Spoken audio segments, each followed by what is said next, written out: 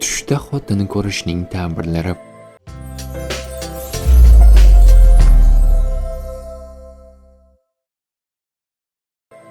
Ibn Sirinning aytishicha, agar ayol kishi qiz bolasi borligini ko'rsa, xayr va manfaat topishi, qarindoshlari hamda o'z oila a'zolaridan shod bo'lishiga dalil bo'ladi.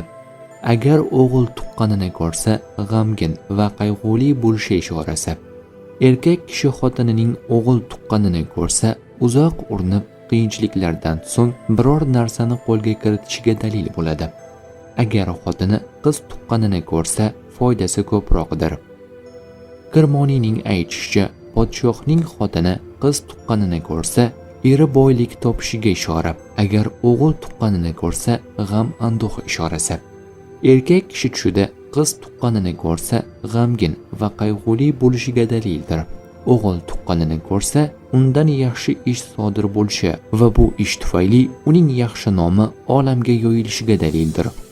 Agar erga tegmagan qiz bola tuqqanini ko'rsa, yuqoridagi aytilgan ayol haqidagi ta'birga ega bo'ladi. Hazrati Sodiqning aytishicha, agar ayol kishi farzand tuqqanini va farzand o'sha ondayoq u bilan so'zlashayotganini ko'rsa, ayolning o'limiga dalil bo'ladi. Agar qiz tuqqanini ko'rsa, uning naslidan taqvodor bir inson paydo bo'lib, oilasida yo'lboshchilik qilishiga dalil bo'ladi.